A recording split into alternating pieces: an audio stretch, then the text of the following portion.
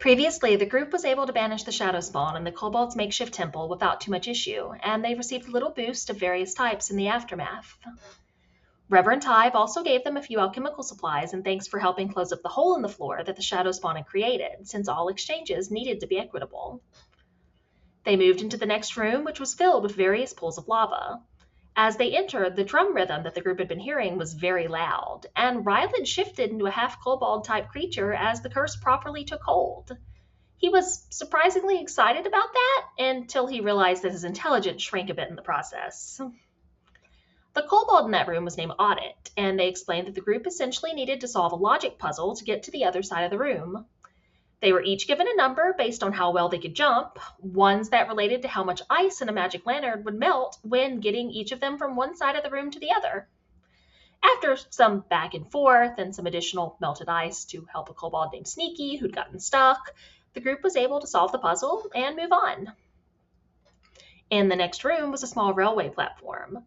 A kobold named Parcel asked the group for help as they had a letter to deliver that needed to get across a section of rail that had been destroyed by lava.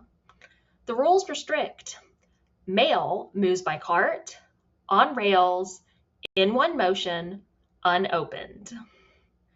After throwing out a few ideas, the group figured out a technicality, which they discovered was something their dragon host greatly approved of, since technicalities were based on cleverness rather than cheating. They would attach a small piece of the rail to the bottom of the cart, and Taria would fly across with it. Of course, Taria was almost hit by lava in the process, but Ryland changed time again to undo that moment. This time, though, he pulled the memory of it out of his head to specifically show everyone that he'd saved her.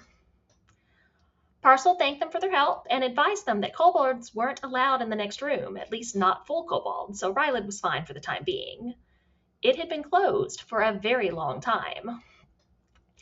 The next room was cold, which seemed very strange since they were inside a volcano. There were runes carved all over two icy columns inside that just said hold over and over. Ryland took a closer look at them, and between him and Ashpool, they realized that the pillars were anchors that had been laid by the giants to prevent the dragon from gaining more power. The group slowly made their way further in, and as they got closer to the pillars, two giant-made constructs came out. They told the group that they couldn't pass, as they'd been put in place to prevent the sovereign from reaching his full potential. The watch endures. The terms hold. The sovereign shall not come into his fullness, not while we stand. None pass through the cold, not his, not yours, not any. Hold. And that is where we left off.